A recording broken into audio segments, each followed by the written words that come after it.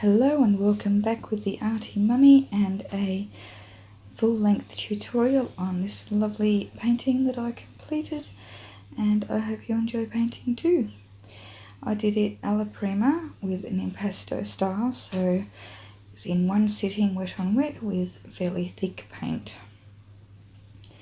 Now the first thing we're going to go through is the paint colours. We've got titanium white, cadmium yellow light, cadmium yellow medium, deep yellow, quinacridone magenta, rose madder and phthalo blue.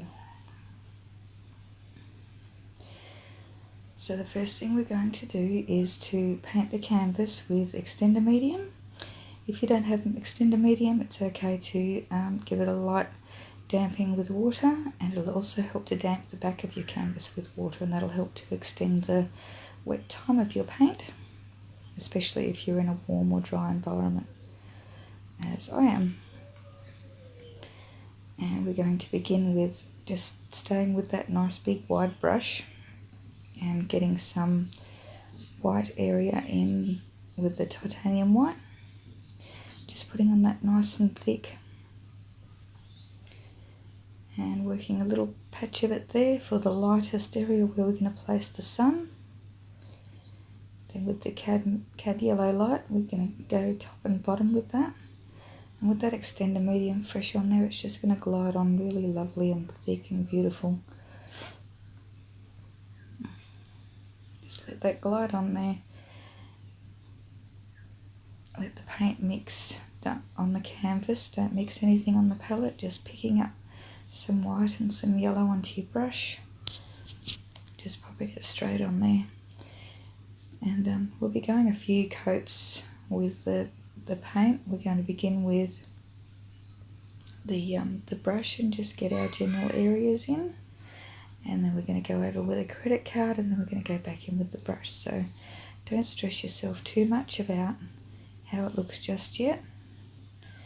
All we're going for at the moment is to get that light to medium yellow and white on the brush, and just letting those just go on where they want to.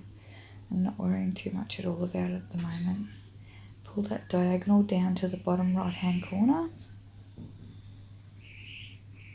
and work in areas of lighter and darker with the pales there.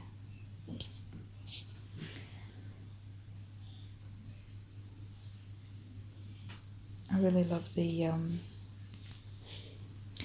textures and the viscosity of the paint. When you put it on like this, it's really really fun to play with. So we're getting into the cad, into the medium yellow now.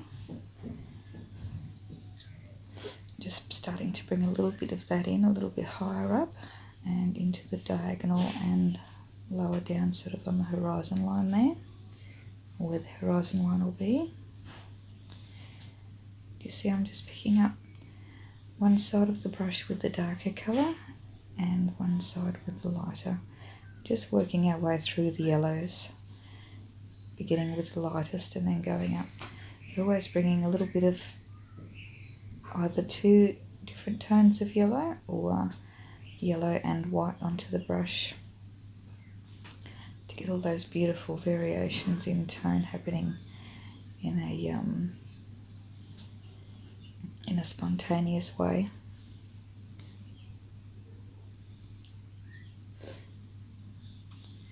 We're going to bring in our first bit of quinacridone magenta. I'm going to pop that in up at the top.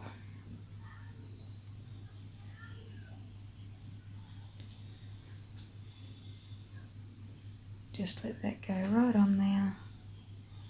Glide it on. Isn't that beautiful? I love those really vibrant colours you get in the sky sometimes. So we're going to get the some white and some medium yellow and just go straight over the top of that and get that beautiful deep orange that merging into red that you get in the lovely sunset sometimes. Just love those colours.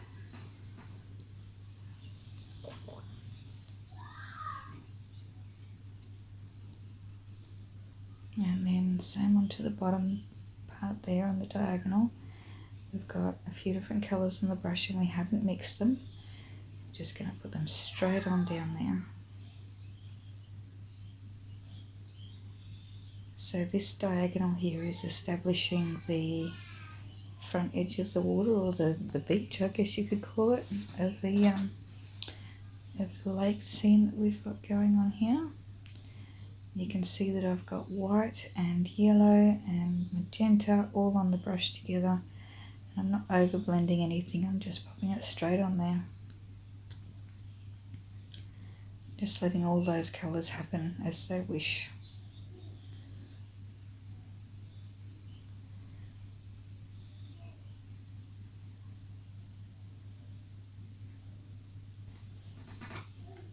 A little bit more of the magenta. Get right down into that corner there.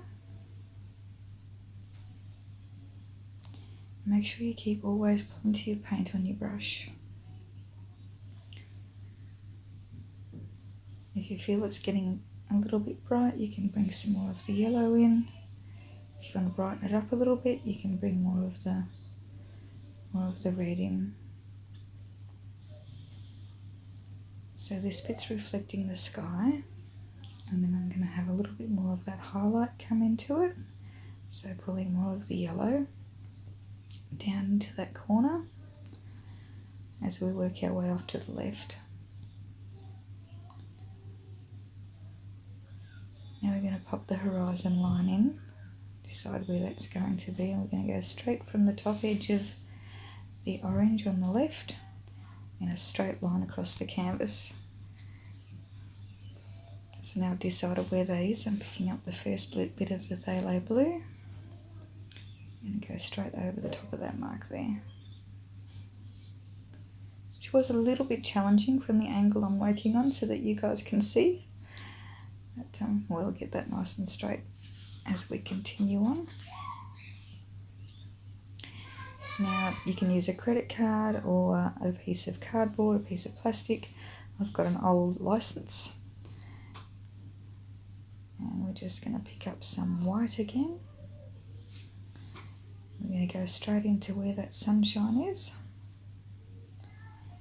And go really gently with the card on a tight angle so that you're not lifting paint off, you're dragging it on. And we've got the cad yellow light again and pulling that across the sky to make the beautiful light cloud formations and variations in tone that you get through these lovely skies. Just turning my card over so I don't give you guys all my personal details before I get it covered in paint. And now to the medium yellow.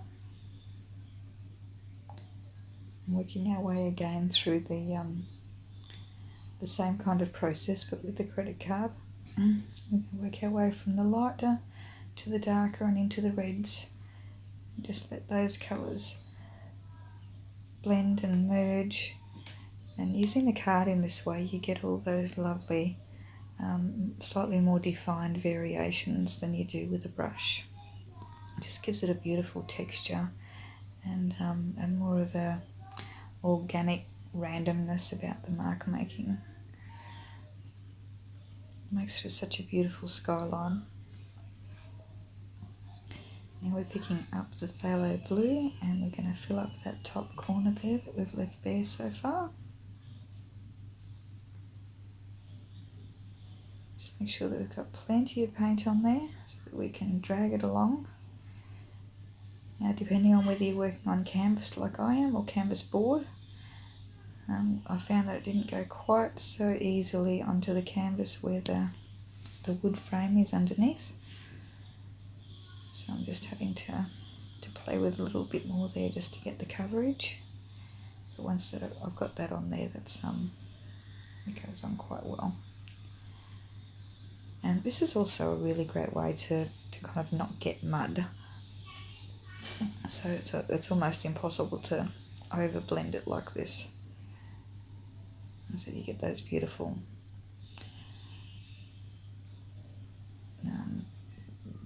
viscous marks in there you wouldn't be able to get with a brush.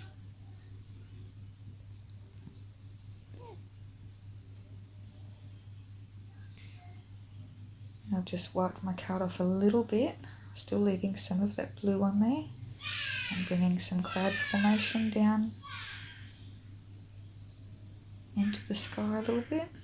Just going with a really, really light touch.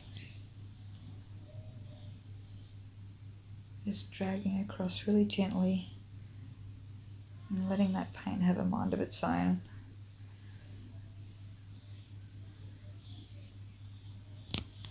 Letting the colours pick up and drag across each other. And just really enjoying that texture.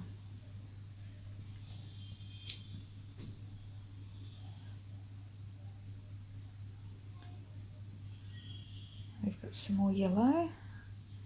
Still haven't completely wiped the card off, so you're going to get little tiny bits of the blue and the red sort of coming through and blending in with, not blending in, but mixing in with the different areas of sky. I've got two different tones of yellow on there. Bring those across and I'll bring some highlight in through there. The sun might be hitting the bottom of the clouds. Just layering all of these on really nice and thick.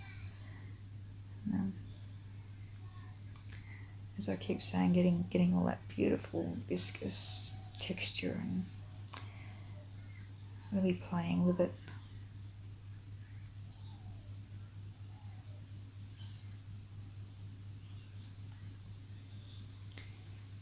We've got some white and yellow on it now, and moving out on our way down.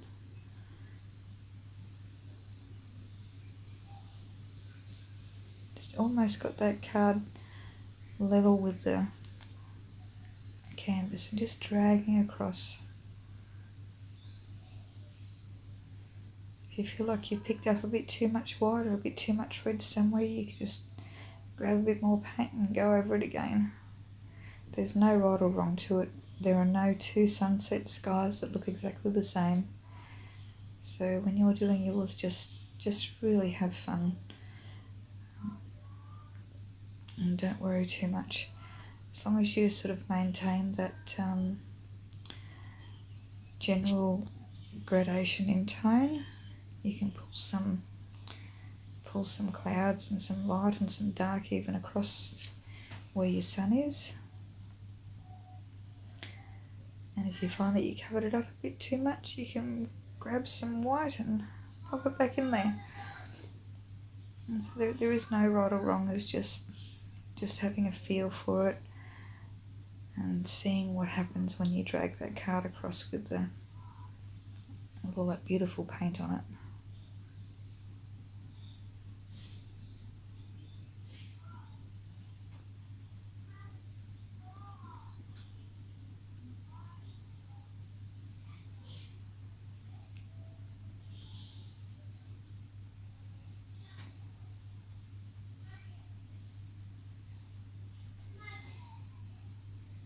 Just come across and drag some of the yellow up over the top of that blue,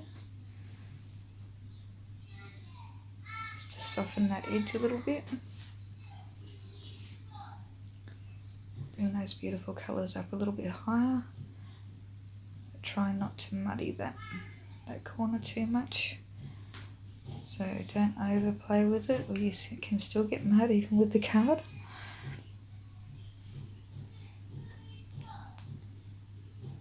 You can just pull the blue and the reds across and the yellows until you get some shapes up there that you enjoy. Also turning the card this way, and that can help as well with that.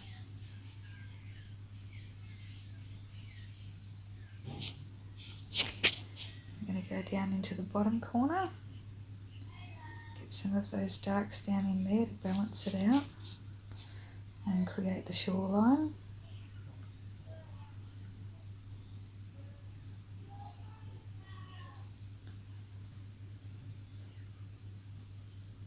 Picking up some blue. Remember, there's no black in this. It's just phthalo blue.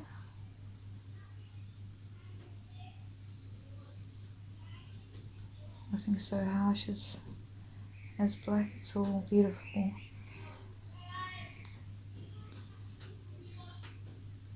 Beautiful bright colour. So I'm just going to pull some dark into there to make some reflection areas and ground it a little bit.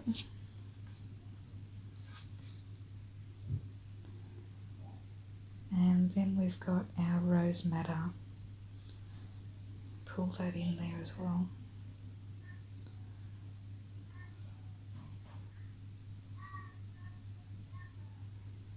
Getting a slightly different colouring with the ground there. A little bit more vivid.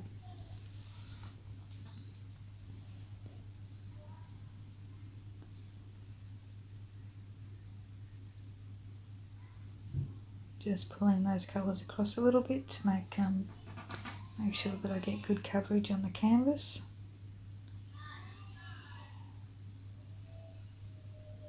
Getting some bright colours back in there.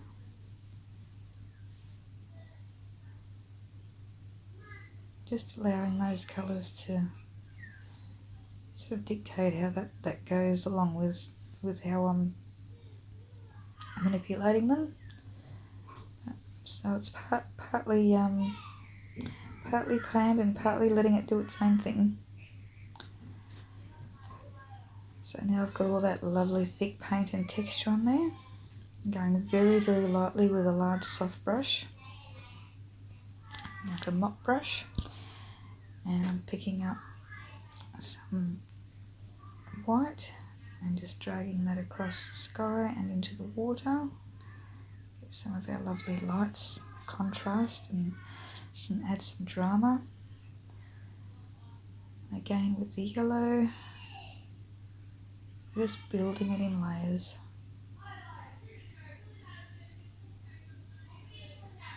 Having a lot of fun with it. Start to work on that horizon line and get it defined. Bring some of the reflection of the sky up.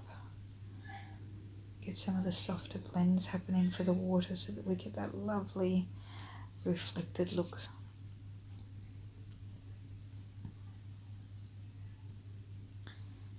Just a little touch of the blue. Add some depth. Again, don't overblend. Just touch it in there a little.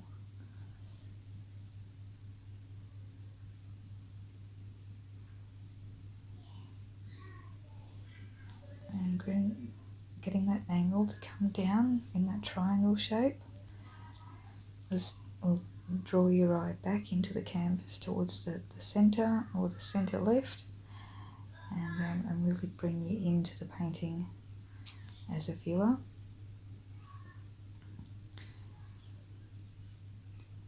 Now working on getting some of that lovely foreground in, nice and dramatic and dark in areas with some bright reflection in others. So getting those darks nice first. Up at the top as well to balance, bring a little bit of that rose madder into the top there, just a tiny touch. Bringing unity and balance to the painting.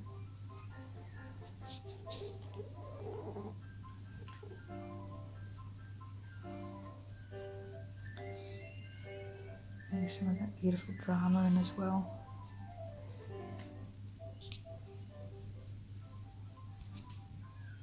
Starting to feel like it's coming together nicely.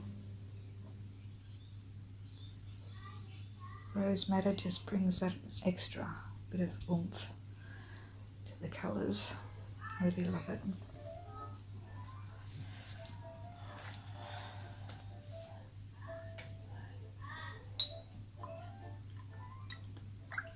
Don't know if you can hear my kids being a little bit noisy downstairs.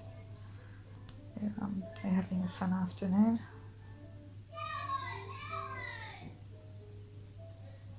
And I have got a fairly wet brush and just had a little drip accident there. If something like that happens, don't worry yourself, just blend it out. and continue on. All adds to the finished product anyway.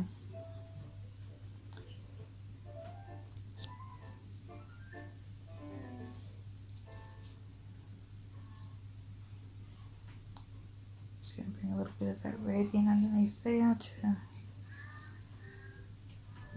bring a bit more of those vivid sunset colours in, and bring it down into the water as well. Building by layers.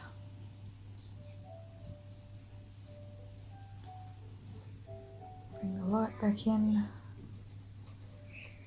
and just blend it very lightly over the top of those darks. It gives that watery effect. Again, don't over blend it or you'll end up with some mud there. Just want to go very lightly with the brush.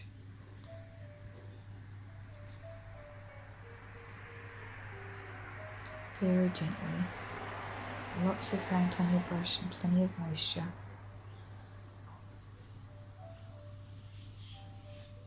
Now I've got some rose madder and a little white and yellow on the brush, and just gently, lightly brushing that over the top, getting some of that lovely reflected lighting.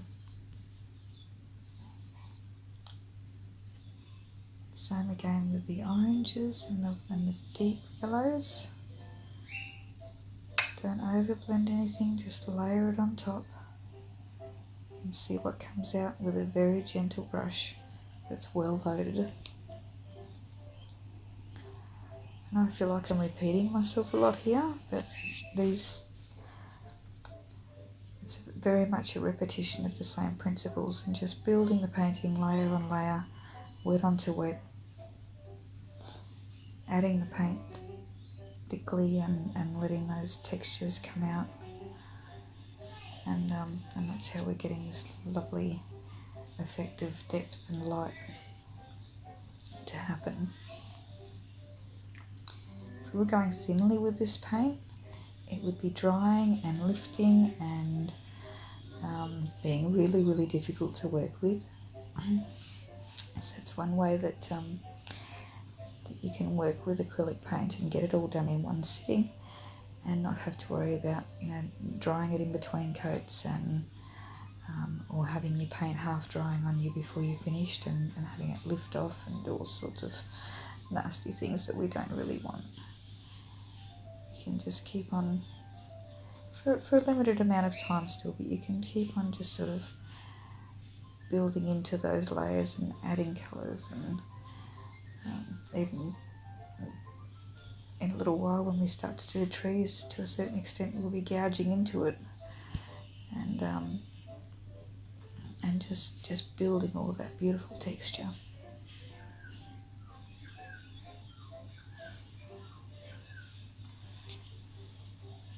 It really is just a matter of feeling your way and remembering that there's no mistakes, just happy accidents, and going with it.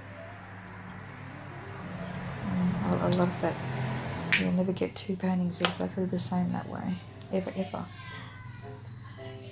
Your painting will always be completely unique. Even if you copy this exactly step by step, yours will still come out differently to mine. It's almost impossible to exactly repeat anything using this kind of method, and that's one of the things I love about it.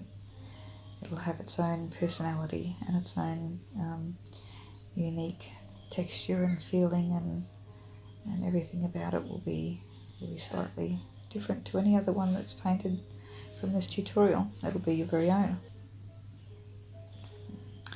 and enjoy that. So I've got the phthalo blue again, and I'm just defining that horizon line a little bit more. I've got a smaller brush now and a slightly firmer brush. I'm just dabbing in and letting that thick paint that's already on there mix with the straight phthalo blue that we've got on the brush and creating some off in the distance trees or hills that are very far off in the background, but that define that horizon and just give it a little bit of personality back there.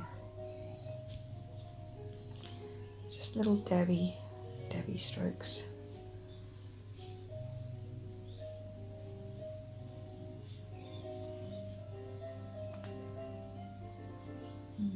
Not having it go in a straight line. There's the bottom edge of it is fairly straight. The top edge has a little bit of up and down, like nature with some far off trees or hills or whatever we can't quite see back there. But that makes that uneven top to the horizon that we can only just see way off in the distance.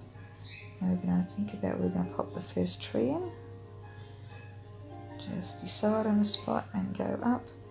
Make it slightly wiggly, not too much, but really trying to think about the shape of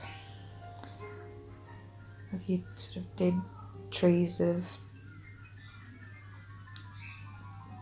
been submerged in water for a long time.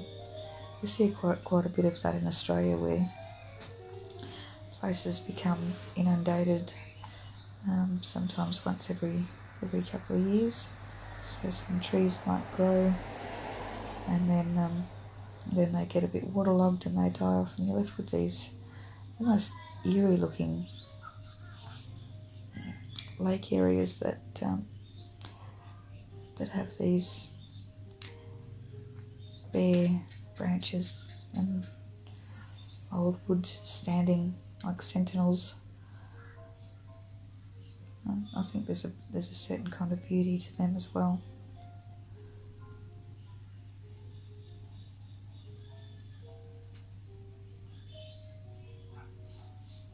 Just remembering to go slightly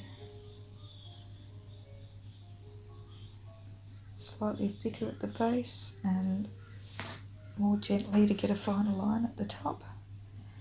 And you'll find that lovely thick paint that we've already put on, it will create all on its own as it ends up being mixed with the blue on your brush. It will create its own highlights to one side, and that gives that feeling, without even having to work for it, of the sunshine hitting the sides of those trunks and giving that backlit effect. And like I said, with that thick paint on there, you really don't even have to work for it. It'll just happen. Again, the beauty of painting this way. So I've just popped a little fall on the log in there. That also helps to show that it's very shallow water and provide a little bit more of that sort of depth and interest to draw in the viewer's eye. And you can see there what I was talking about before with the light paint being picked up by the brush, and that providing, without even trying, the effect of the reflections and that backlit effect on the trees. So I am having to go and dip back into my blue paint periodically, because I end up with a little bit too much of the yellows onto my brush because of the thick paint that's still wet that I'm brushing into with that dark. But you can still sort of, don't overdo the re-dipping into the blue, because as I said, that adds to the lovely backlit effect you get with those trees, with that blue blending in with the yellows and the oranges that are already down there. So if you're following along with this, I have made a little bit of a mistake. Have you picked it? With the angles of the reflections from the trees. And I will be going back and fixing that up shortly. So if you're following along with me, possibly don't pop those in just at the moment, and just pop the trees themselves in, because I will be going back and correcting that very soon. I'm just getting a couple of little back in the semi-distance trees going in there before I put in the more foreground ones in front of them. Just adds another layer of depth to the painting and helps draw the eye again back towards that horizon line and feel like that you can really look into the painting and far off into the distance instead of it being more flat.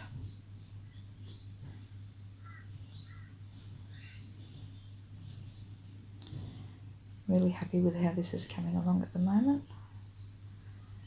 And so you can see if you do make a mistake, just a really light touch with the brush, you can kind of just blend those out, because that paint is still so wet and thick, it's not really a big issue. If I was having to do that through all of the base and the sky though, I'll probably end up having something come out that I didn't really want there.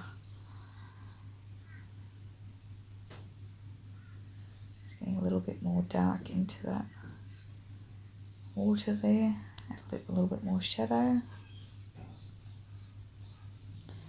Then bring a little bit more highlight in before I put those tree trunks in. A bit more colour reflecting from the sky. Sorry, before I put the reflections from the tree trunks in finally.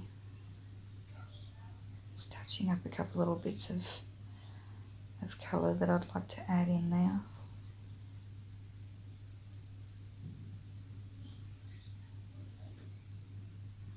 If there's anything at all that you're feeling that you want to change at this stage, now is a really good time to do it. Just a really, really light touch on that thick wet paint, and you can get some beautiful reflection highlights, shallow water look happening.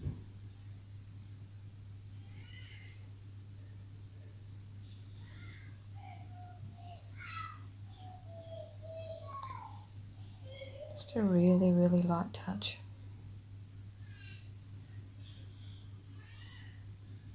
And that mistake that I've made is gone, and better than it was before. My little darling's being a bit noisy down there. I'm watching a movie and just generally hanging out with Dad. So thinking about where that light would be casting a shadow from those trees now, from the viewer's perspective. And so just drawing a line out from where the light is to where the trees are in relation to me in perspective lines. And a simple sort of three points perspective tutorial will show you how to do that. Pretty sure I did one a little while ago, but I'd have to have a look back through and see if I covered that aspect of it. So just deciding if and where I'm going to add some more trees or fallen branches or anything. Decided on one on a bit of an angle, make it a bit more interesting. I often see them half fallen over, leaning against each other.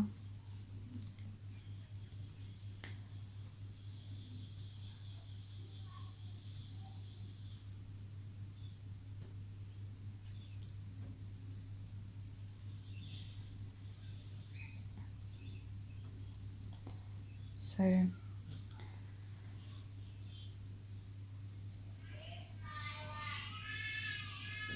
this painting sort of ended up being a bit of a reflection of how I've been feeling lately. I've been struggling with some health issues and feeling a bit raw, and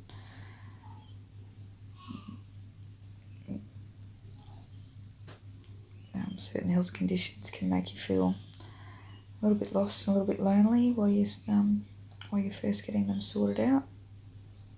And so I ended up titling this one "Marching Through Loneliness," because I feel like these trees, by the time I finished them, were kind of marching off into the distance, and a little bit in line with each other, and heading off on back there to the right, like they're going somewhere. Kind of gave them personalities. And do you find that that how you're feeling or what's been going on in your life has been coming out in your work, or do you kind of do the opposite? If you're feeling a bit down, do you paint happy flowers and rainbows? What do you tend to do? I'd be interested to know. So I'm just going to dab on a little bit of texture into the very shallow water here in the foreground.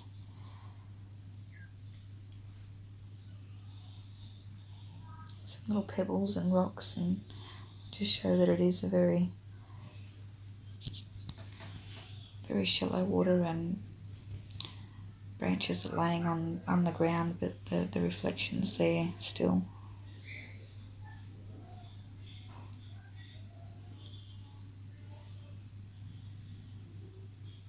Just dab around there wherever you feel like.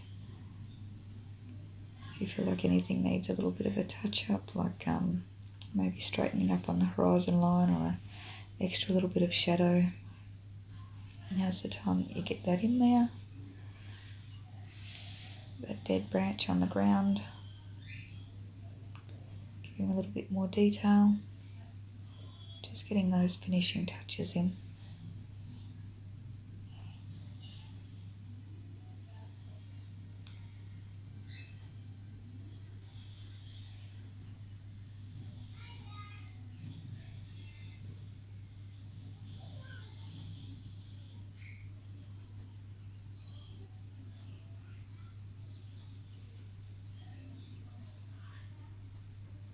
Some bits of grass and things on the ground. Again, just building up on that foreground, adding depth and texture and little bits and pieces in there to bring it to life.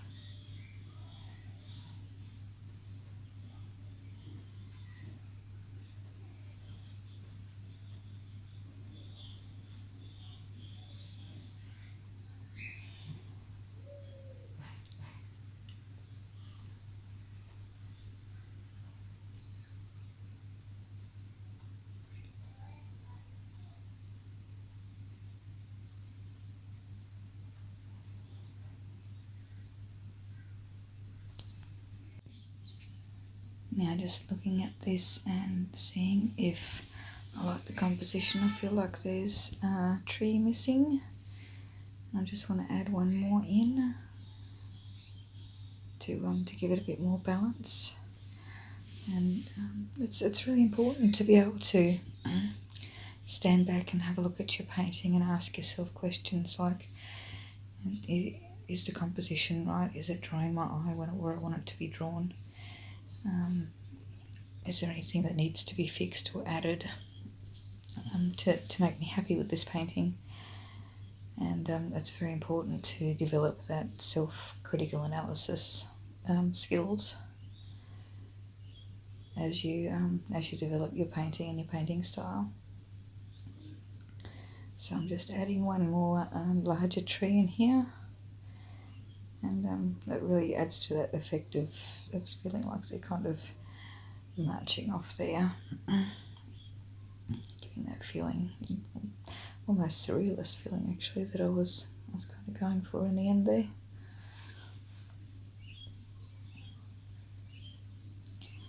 And again, you can still do this because of the way we applied the paint, it'll come out the same as the others because the paint's still thick and wet and lovely and able to get those same effects.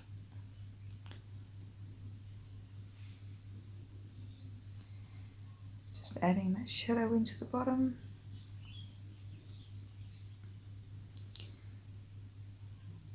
And sit back and have another look and see what else we need to do.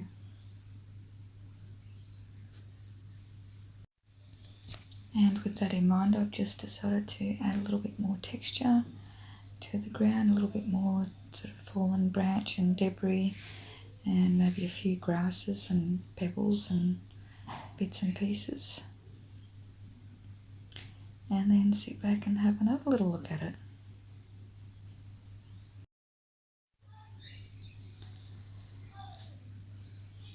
Those little trees off in the middle background were all looking about the same-ish, about the same distance off and that, so I've just decided to bring one of those up a little bit larger,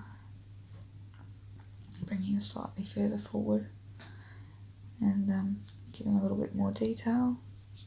Again, working on getting a balance across the painting that I'm happy with. Now that I've added more to his top, I need to make his trunk just that little bit thicker. And then the shadow as well accordingly.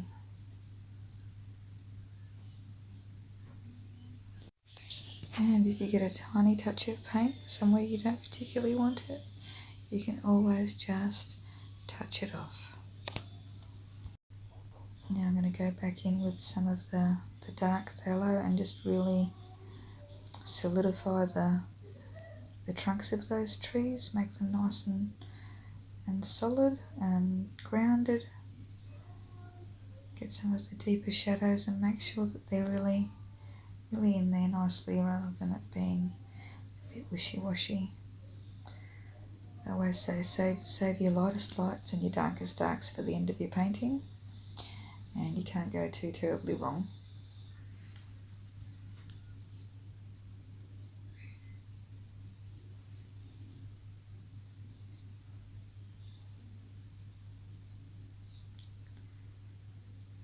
Doing a few fine little touch-ups to the top of the sky. I think I spotted a bit that I'd missed the very edge of the canvas.